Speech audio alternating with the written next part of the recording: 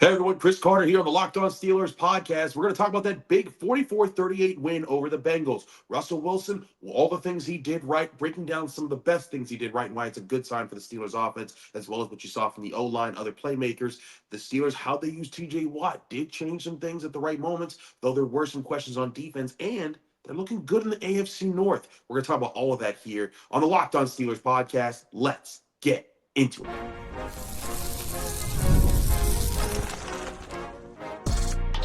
You are Locked On Steelers, your daily Pittsburgh Steelers podcast, part of the Locked On Podcast Network, your team every day.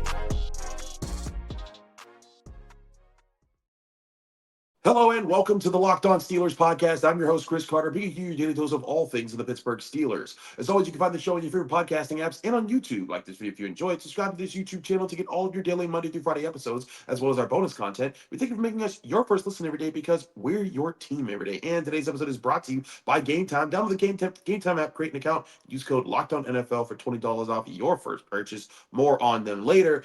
Steelers fans, it is a victory Monday here on the Locked On Steelers podcast. Your Pittsburgh Steelers have come out triumphant over the Cincinnati Bengals, 44-38, high-scoring affair. And what can we say about Russell Wilson? Can he cook or can he cook? I got a spatula here. I got a whisk here in my Cincinnati Airbnb. There's other items over there, but honestly, I wasn't sure of the names of them, so I didn't bring them over. But point is, Russell Wilson did know all the names of his tools because he hit 10 different receivers in this game, looked as sharp as he had at any time this was in. This is what you needed. It's why Jenna Hart and I, we hyped up on the Friday show. We said, hey, the offense must rise this week. Everyone said, 6 field goals against the Ravens. You'll never win another game like that again. Oh, the Browns, see, your offense stinks. You're bad. You're never going to score. It doesn't matter who you play against. And, they said, the Bengals, good luck against them. They're going to do everything they want to you.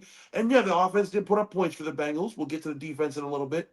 But the offense comes in for the Steelers and dominates this game. I believe only one punt in this game. They did have a turnover in pick six.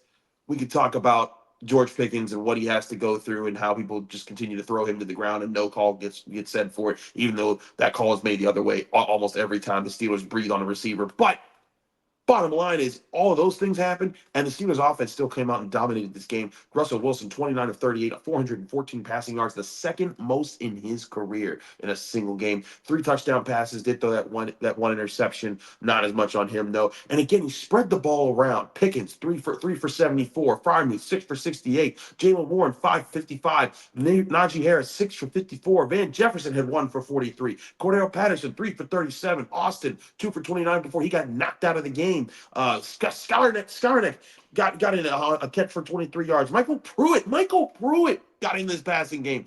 This showed the balance of the Steelers' attack that, hey, you want to overload the line, you want to play, all right, here comes that play action. And you don't have to get hit deep because that's what the Bengals were guarding for. They were trying to plug the run up front and take away the deep ball. And Russell Wilson said, okay, fine. I'll check it down on you. And he kept checking it down, and he kept getting big plays, and the Steelers found tons of answers. I wanted to ask about this being the essence of the Steelers offense, and I got that question off to a few people after the game. Here was Mike Tomlin when I asked him about that. Mike, you guys targeted 10 different guys, or 10 different guys caught passes today. Do you feel like that's a big part of your offense that you guys look to do each week with the balanced attack? We feel comfortable with our group. You guys asked us about that a lot over the course of the journey. We gained that confidence in team development. There's a lot of different playmaking coming from a lot of different people in Latrobe. And so this is just kind of a continuation of that. And I got to give credit here to Arthur Smith. It's something that I was getting on for last week, was saying, hey, these personnel packages, why are you trying to be so fancy with it? Why is Skowronek getting all these reps? Why is Michael Pruitt getting all these reps? And he's like, well, it's because I think they're going to win in certain situations. And this time they did. And they came up big in several tight spots, and they weren't asking Herculean things of them. It was, hey, you're going to get a one-on-one matchup in this play. Just beat the guy to the inside. Russell make the throw, and that's what they did. Heck, again, Van Jefferson on a key third down late in the game. The Bengals sent a 0 blitz, and Van Jefferson knows, hey, I just got to beat my guy to the inside. Russell Wilson knows, hey, they just need to give me about 2 seconds for him to make that route. The routes made, the throws made, it's on point. It's a 43-yard game, and it's a huge play for the Steelers offense. And again, to me, this is the essence of what Russell Wilson was always supposed to be for the Steelers. It was never about him lighting up the scoreboard all the time, throwing perfect passes 50 yards downfield for every single time. It was about facilitating the offense, getting the ball to the playmakers in the best spots for them. And if that means a jump ball for George Pickens, great. That means a jump ball for George Pickens. But if it also means hitting Pat Freiermuth down the seam of his own defense, that's what that means too. If it means checking it down to your running backs for over 100 receiving yards combined between them, that's what it means too. But it's about making the smart decisions, and I thought Russell Wilson did that throughout this game. Here was Russell Wilson when I asked him about the Steelers' potential on offense with all the different playmakers that he targeted in this game. Russ, 10 different guys caught passes in this game. What does that to say about this offense on tape when teams have to study you and they recognize that many different players can get involved? Yeah, I think the versatility of our guys and how everybody can catch our tight ends, obviously Darnell, and I thought Prue had a great catch starting off the half, coming across the middle. I think Pat and Prue, and obviously, Big Darnell and what he's done for this season. I think all our backs caught the ball well. I was really proud of those guys. Seeing CP run a deep cross, former receiver, a guy that can do everything, a Hall of Fame player. We just have trust in him. And then obviously our wide receivers. Anytime you have a guy go down like Calvin, who was a great player for us, had a great job on the touchdown, and isolated the guy. I think that guys have to step up and respond. I think Vince Gronik did a great job of responding. Did a good job up the seam. I thought Van did a great job of filling in, going to the right places and spaces, knowing things, and getting all of our checks and our audibles and all the different things that we were able to do, and the versatility of that. Obviously, GP is one of the world's best. And I mentioned his go ball earlier, just the different things he did today.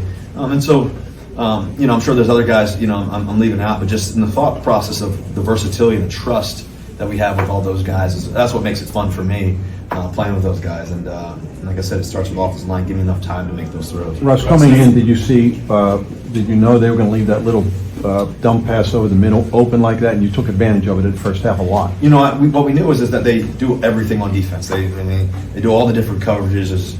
That's a good thing about experience. You just trust what you see. You trust your eyes. You trust everything that's going on. And they do a lot of versatility. They do a great job. I think their defense coordinators are tremendous in terms of all the different calls I get to. And we just had to do a really good job of just trusting what we see. And I thought our guys were on it. It's just like I said. I can't speak enough about what our guys did today. Trust what you see. That is such a big thing from Russell Wilson. And that's a big reason why I was saying I think he can be the guy for the Steelers offense, because if he trusts what he sees and he takes what's there, it'll turn into big points. And it turned into big points in this game in a lot of ways for the Steelers. They're able to put up some points, some serious points when they need them. 37 points on offense when you consider the defense scored a touchdown. But again, just lighting up the scoreboard, that's what the Steelers wanted to do in this one. They knew that, hey, this was probably going to be a shootout. The way that the Bengals play, it's going to be fast-paced. You're going to need to keep up the scoring. They did in this one, and they got it done. And also, to his credit, Russell Wilson threw a little credit in there to the offensive line. They deserve credit in this too. Now, Russell Wilson did take a few sacks in this game, but none of them were crushers. None of them were like, oh, man, that's going to completely destroy the drive. It was more like, you know what? Coverage is there. Let's just take this short sack for just a minimal loss here and keep the drive alive. Or let's not ruin field position. And in the run game, they got things going. Najee Harris, 16 carries, 75 yards, 4.7 yards per carry. As a team, they average over 4.2, even with 3 rushes for 1 yard each for Russell Wilson, or excuse me, well, he averaged 1 yard per rush on his runs there. But point being, they dominated the line of scrimmage. And Trey Hendrickson, the number 1 sackman in the NFL, they get 2 tackles in this game? Maybe never got to Russell Wilson. That was huge. That was huge for the Steelers offensive line. I thought Broderick Jones played a good game. Zach Frazier played a good game across the board. I still have to do a film review because I was in the press box. But listen to Najee Harris as he praises the Steelers offensive line for what they're doing. And also an interesting reason why he pulled up a little bit in the first half. There was a play where he kind of ran a little slow and then had to be out for the game for about like a drive after that. But a few interesting things here from Najee Harris. What did you see how your offensive line, guys like Broderick Jones, Zach Frazier, they moving people? Yeah, everybody, man. They did a great job. Like I always give credit to the O-line, but especially the tight ends though. I think that all them guys came in there and did a great job of just of just accepting the challenge that Mike T placed upon them. And and we took advantage of that, and that's what it comes down to. All of us got to create those explosive plays, runs. It takes all of us, the line and the tight end, running backs. It takes all of us and receivers. and it just shows it today. Najee, what happened when early in the game you kind of came up a little slow after one of the runs? You were on the sideline for a little bit. You get checked out. Thanksgiving. Pat's girlfriend Jill, she made the little banana thing. I had too much, so I guess that I didn't know it affected me until that first drive. So I blame her. So a little silliness there from Najee Harris about whatever was the reason that held him up, a little bit of a banana. I had to black out part or to remove part of the audio because it did cuss a little bit. But apparently he had some fun there with Pat Freiermuth and his family during Thanksgiving dinners. But point being, going back to the offensive line, this was a butt kicking from top to bottom in this offense. The running backs ate, the receivers ate, the tight ends ate, Calvin Austin ate with a great touchdown grab, and he got knocked out of the game, and it kind of made it not matter as the game continued. The Steelers kept going, and here's the other crazy part: they did all those things. Mike Williams didn't even get in the game. He was in the game. He didn't get one target in this game. He played several snaps. I want to see the snap count afterwards, but this Steelers offense proved balanced in this game. The Bengals wanted to take away the run. They said, okay, do that. We're going to hit other things. You want to take away the deep ball and the run? We're going to take away, we're going to attack the spots that you're leaving open. If the Steelers can do that the rest of the way, and the defense can have some really strong games, I like their chances down the stretch here as they are now sitting 9-3. They've clinched a winning season yet again, but they are in a prime position to potentially win the AFC North. But we got to talk about this defense too. They gave up a lot of points in this game, but also made quite a few plays. We'll talk about both of those factors next here on the Locked On Steelers podcast. I'm your host, Chris Carter. Stick with us. We'll be right back. But first, remind you that this show is also brought to you by Ice Shaker. I know you're like me and your holiday shopping list is, let's just say, far from complete. Well, if that's the case, I've got the perfect gift for the passionate sports fans in your life. Perhaps you've heard of Ice Shaker. Ice Shaker is now officially licensed with the NFL, NHL, NBA, NCAA, and MLB, and will make the ideal gift for your friend who's a sports fan or your family member who's a sports fan. It's created by and used by the Gronkowski brothers. Ice Shakers has sold over 1 million bottles. They have changed the game with workout bottles, and this is the gift you've been looking for. Go to iceshaker.com, use code LOCKEDONNFL at checkout to save 25% on your order. The Ice Shaker includes kitchen grade stainless steel bottles that won't absorb odor like the plastic bottles do. Patented twist-in agitators are involved that breaks up powders, but they're silent when you shake it instead of having that annoying ball make sounds when you shake your bottle. Plus, every Ice Shaker is customizable. Send them your logo or check out their custom shop to customize your favorite bottle today. Turnaround time on custom bottles is just 3 to 5 business days. Order your team branded bottles today at iceshaker.com. Use code LOCKEDONNFL for 25% off your order. Ice Shakers, show your support for your teams with the best branded workout bottles in the market, and that's Ice Shakers. We're also brought to you by BetterHelp Therapy Online. Holidays are always a special time, and they're also always a busy time. Don't forget to make time for yourself while you're handling work, holiday shopping, seeing family, and making travel plans. Anything from watching your favorite holiday movie to staying warm inside with some hot chocolate at home can do the trick. But another great way to bring yourself comfort during the holidays is making sure that you still go to therapy during that time. When you're busy thinking about what everyone in your family and friends might want for the holidays, you might forget about things that you might need for yourself. Therapy is a place where you have your therapist who can be that person that looks out for you and helps teach you how to look out for yourself even when you're extremely busy. If you're thinking of starting therapy, give BetterHelp a try. BetterHelp knows life can be busy and stressful, so it's designed to be suitable for your schedule. Just fill out a brief questionnaire to get matched with a licensed therapist and switch therapists anytime for no additional charge. Find comfort this December with BetterHelp. BetterHelp.com/lockedon to get 10% off your first month. That's BetterHelp, HELP.com/locked on.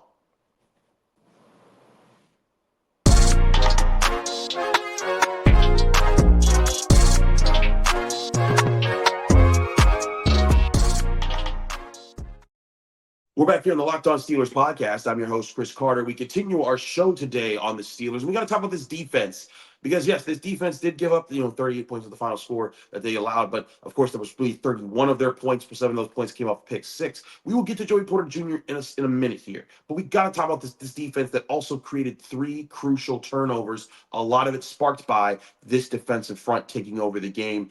namely TJ Watt, Cam Heyward, Nick Herbig, just being forces of nature up front. The Steelers defense as a whole gets a lot of tackling in this game. Deshaun Elliott, 11, Patrick Queen, 9, Minka Fitzpatrick, 6. But Cam Heyward, 5 tackles, I believe 2 for loss, 1 was a sack. TJ Watt, 2 sacks, including a strip fumble that gave the Steelers a key turnover early in this game that kind of halted the Bengals early in the momentum in this game. And of course, Nick Herbig also with a sack strip fumble that ended up being a touchdown for the Steelers as Payton Wilson scooped and scored on that play. This defensive front got after it, did exactly what you're supposed to do against a Joe Burrow, forced multiple turnovers, and capitalized on those big plays. Donte Jackson also getting an interception off a Cam Heyward tipped pass in this game. Just big play after big play after big play, and staying in this game even when the Bengals were playing well on offense themselves. Joe Burrow did throw for a bunch of yards, 309 passing yards, 3 touchdowns, did have that interception and 2 turnovers. Again, it's those turnovers that made the difference. And if you remember, someone was saying all last week they need to get back to moving TJ Watt around the formation, and let me tell you, they did that. And I noticed it and tweeted about it a lot during the game because it was something I kept seeing. And it wasn't just simply flipping sides. It was moving them on the inside, moving in different inside gaps, having DJ Watt force people where to guess. And you saw the Bengals offensive line being like pointing like, hey, they're over there. Hey, he's over there. He's over there. He's with it. That's what the Steelers wanted to do, and it worked in this game, getting after Joe Burrow with 4 sacks in total in this one, and lots of pressures as well that led to the big win in this game. I asked TJ Watt if this was more so about the matchup, because that's something Mike Tomlin talks about. It's about the matchups that they like, or if this is something that they're working on. And I like the way TJ answered this question because it suggests, oh, no. This is something the Steelers want to be able to do. Here's TJ Watt after the Steelers game. TJ, you lined up several different spots in this game. Was that something you guys were saving for this week with this opponent? Or is that something that you guys have been working on to feature more? Just something that we're continuing to work on. I think I told you guys on Friday, like we're going to continue to try to move around and find those one-on-one matchups, the matchups throughout the week, and something we're dipping our toe in the water, and sure the package will continue to grow, or not even a package, but moving around will continue to grow as the year goes on. So right there, I think TJ Watt kind of says, oh, no, it's something we're working on. And it's something that I was saying last week as well. I was like, I'm not so sure it's about TJ Watt not being able to do it.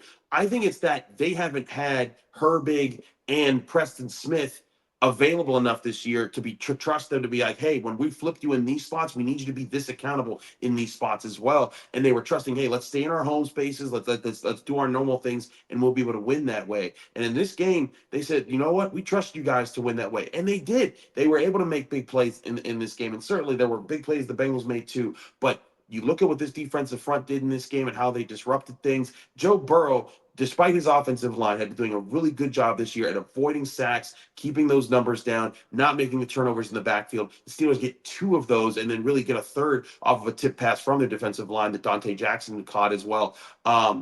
That kind of stuff is huge. And if you're doing it against a big-time player like that, you can do that against other big-time players that you're going to face throughout the year. I think it was a very good sign for the Steelers defense. I don't want to act like I'm brushing over Cam Heyward in this game. He was phenomenal, dominant, crushing the middle of the line. He was able to get some things going there for him. I thought that was really, really sharp on the part of Cam Heyward, what he did, what TJ Watt did. This defensive front really got after Joe Burrow in this game, and they did give up an early run to Chase Brown, and after that, I felt like they shut it down and they made it a non-factor. Really big kudos to them. But we do have to talk about the secondary. Joey Porter Jr. picked on 5 penalties in this game. Now, I want to do a more thorough review because there were some of these calls that I just felt like, I don't know about that, Chief, because there was one where he did make contact, but the ball was clearly thrown too high. It was not catchable, and somehow the penalty was still called. There was another penalty where I didn't see him even really initiate contact. It looked like T. Higgins or Jamar Chase were trying to push off of him. It seemed like that's what the Bengals receivers were trying to do a lot in this game,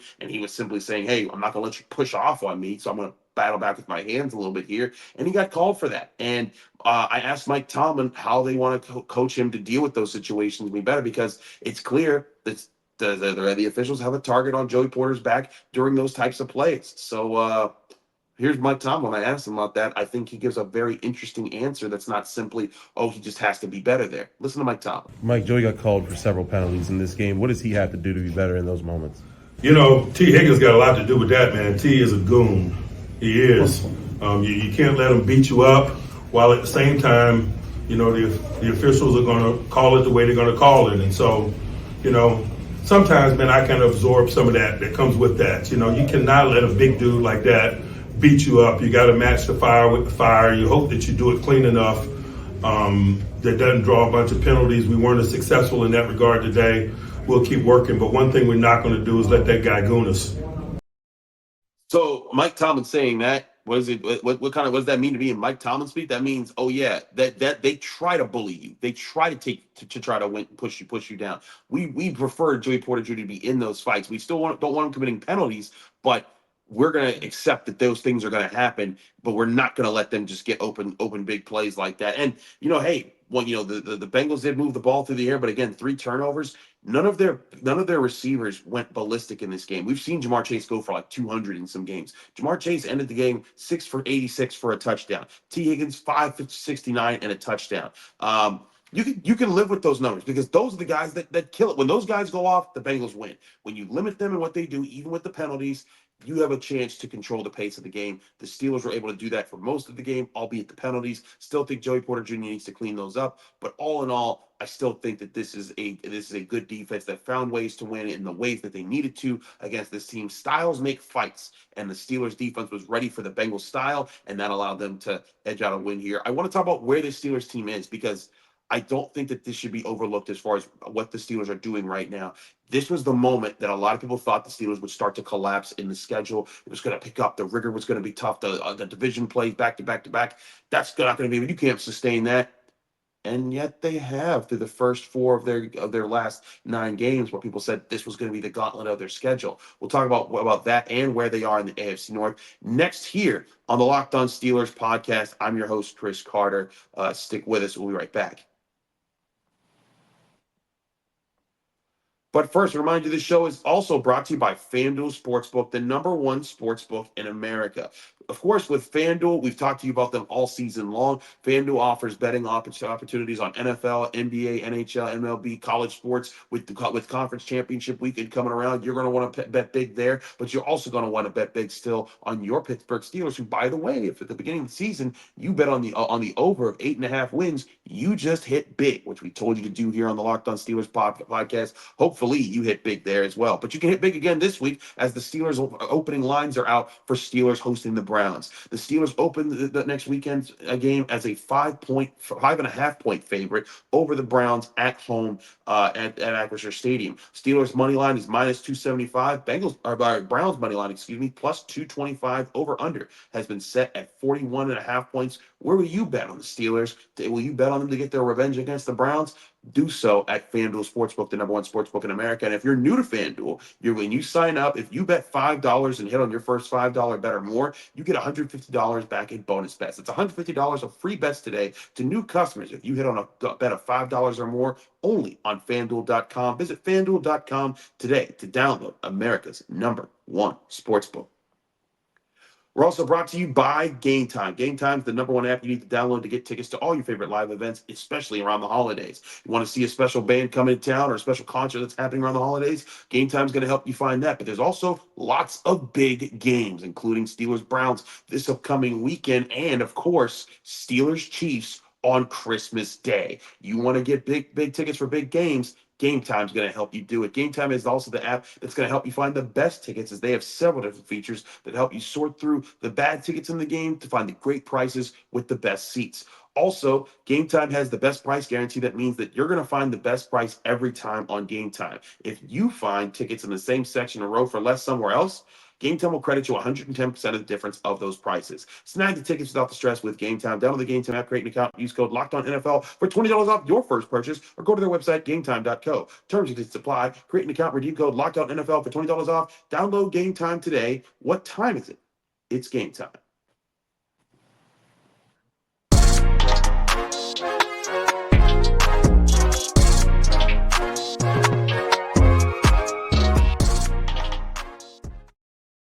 Back here on the Locked On Steelers podcast, I'm your host, Chris Carter, here on a Victory Monday podcast. All right, Steelers fans, let's take a step back. I'm gonna break down other parts of this Bengals game. We'll talk about George Pickens at some point. We'll go into different technicalities of the D line, the linebackers. I want to take a step back because last week, and y'all were all up in the comment section. Not all of you, I gotta say, but there were people all about, oh, the Steelers are done, they're finished. This is when they're gonna start folding. And if you went back, people went back and they said, yeah, this does feel like when they lost to the Cardinals last year, a bad team, and then they lost to the Patriots, and then they lost to the Colts. This is just the same thing that's exactly gonna happen. And then it didn't. And I think it's a sign that this team is different from the team last year. And it's something I've been saying all along. It's something I've been saying for months. I've been thinking this team feels different than last year's team simply because of the quarterback play and the continuity that you're seeing on offense. Even when Justin Fields was in there, this felt like a completely different team than what you saw have to rebound late last year. It turned a one bad game did not compound into 2 or 3 and put the Steelers in a dire situation to have to make the playoffs and take them out of the running. And now, because the Ravens lost to the Eagles, which your boy, by the way, predicted here on the Locked On Steelers podcast, but because the Ravens lost to the Eagles, the Steelers are now back up 1.5 games in the AFC North with 5 games left on their schedule, 5 games left in the NFL regular season, and the Ravens now are sitting in a bye. So this week, if you beat the Browns, you go up 2 games on the Ravens. And here's the other way to look at this right now: the Steelers fans, think of this: if the Steelers, because of that, the fact that they beat the Ravens already, and they've beaten the Bengals on Sunday. I'm still here in my Cincinnati Airbnb right now, but because they did those things, now if they simply win one more game and then win the Ravens game, so win the Ravens game plus any of their other games this year, they will clinch the AFC North. That is how close they are to winning this division because of how well they've started this season. And that is a big sign that I think Steelers fans need to step back and realize, well, wait a second. I think this team is for real. I do think this team has several different ways to beat you. What have we said for years? The Steelers need to be a team that can beat you in multiple ways. We knew for years they could win the rock fights. If they held you under 20, they were going to find a way to win that game. That was their style of football. That was how they won. But as we talked about with our guests like Josh Taylor, who for years came on this show and said, hey, that's their style. That's what they do. But eventually, when you're playing those really good offenses, like Joe Burrow was in this game, you're going to have games where your defense can't always lock down everything all the time. You're going to need to have an offense that can balance that and say, hey, we'll have a day to carry the load for you. And that's what the Steelers got in this game. They've gotten it a few other times this year. And this is a really good sign, I think, in my opinion. The Steelers are a team. Now you get to come back home. You feel like you may have fixed a lot of things. The Browns, they're going to be coming under this game. We don't know what's going to happen Monday night with them and the Broncos. But you're getting back home. The Browns barely beat you on a short week in their house in a blizzard. Now you get a chance to show, hey, that wasn't the real us. That was one bad game. We're going to show you what we are really down the stretch. And if you win that game, you put basically the Ravens in almost a win-out scenario where they're going to have to, if they want to win the AFC North. But you also put yourself in a position where you may be looking at a really good shot at a playoff seeding in the AFC. If you look at the conference right now, as we speak, right, or as I speak right now, excuse me, the Bills look to be destroying the 49ers, at least the last time I checked. Yeah, 21-3 in the third quarter. Doesn't look good for the Niners. The Bills looking like they might end up being the 1 seed in this year. All of the Chiefs, you can't knock them. They're 11-1. They're already, in the playoffs. But here's the thing. You look at the way the Bills are playing, the way the Chiefs are playing. The Bills could win out this season, and the Steelers wouldn't be able to catch them because the Bills only have 2 losses. However, if the Chiefs won every game but the Steelers game, the Steelers won out, the Steelers would take their place and would be the 2 seed. And if you're the 2 seed, right now you're playing a team like the Denver Broncos. Or if the Broncos fell out, then maybe it would be the Colts or the Dolphins. Those are the teams that you're fighting with right now. To maybe that those could be the teams that you end up having to play in the first round of the playoffs instead of if you finish 4th in the AFC. Then you have to face maybe the Chargers or so. But I still think this is where the Steelers wanted to be. They wanted to be in a position where they were going to be able to fight at the end of the season. To be able to not just make the playoff, but host a playoff game. And they are legitimately there. And again, Russell Wilson standing up, being the guy that gets the offense going when they need to get the offense going, not just on an occasional like, hey, they big busted coverage, we took advantage of it. No, they made solid reads, worked their way down the field, capitalized on it, and we've seen the offense carry this team. We've seen the defense carry this team. We've seen special teams play a big factor for this team. So many factors that are working for the Steelers right now, and that's what good teams do. And Steelers fans, you're probably going to hear some people putting this team down saying, oh, it doesn't matter if they beat the Bengals. The Bengals are a bad team. Now, if you were listening to this podcast, I told you for a while, I didn't think the Bengals were going to be that good this year. I thought they were going to have a really talented offense and a defense that was completely terrible, and that the Steelers, if they matched up, I liked their chances to win this game. And they did that.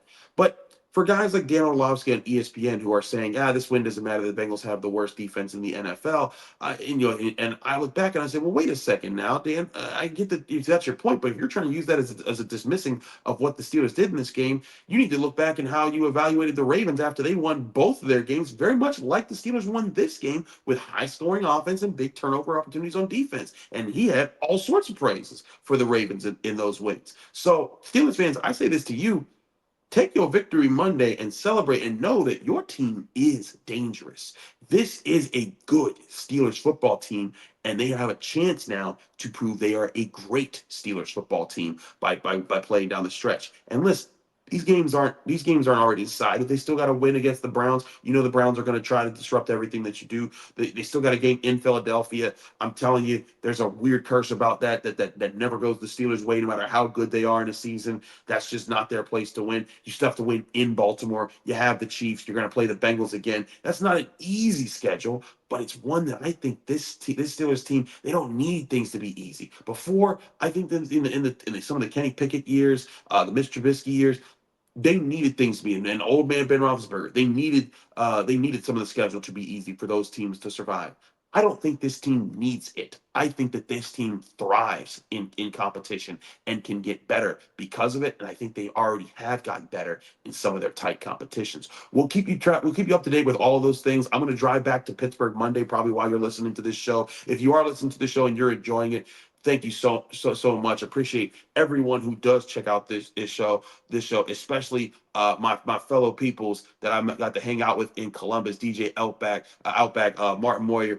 Appreciate all of you guys. Also, Eric Moreland, y'all were a great group to party with out there, and it just a reminder of how big the Steelers fan community is when you see those guys out there in Columbus, and they're telling like, hey, people loved your show out here. That meant a lot. I was in Columbus covering Pitt, Ohio State, but that was a crazy game if you follow Pitt basketball at all. But then you get that, and then you get the Steelers playing like this. Really good stuff for Pittsburgh sports over the weekend. You can read my work about the Pittsburgh about Pitt Panthers and what they're doing on basketball in the Pittsburgh Post-Gazette, post-gazette.com. But you can find me here on the Locked On Steelers podcast, talking about your Pittsburgh Steelers every Monday through Friday on your favorite podcasting apps and on YouTube. Like this video if you enjoy it. Subscribe to this YouTube channel to get all of those daily Monday through Friday episodes. We're going to try to get our grades out tomorrow. I'm going to have to travel and then do them. That's going to be a lot, but we're going to do our best to get it done. If not, we might have to move grades till Wednesday this week just because of time and how everything's are working out. But trust and believe, we have a lot more to break down here for you on the Pittsburgh Steelers right here on the Locked On Steelers podcast from Chris Carter. Hey everyone, Steelers fans, enjoy your victory Monday. We're back tomorrow with more on your Steelers right here on the Locked On Steelers podcast.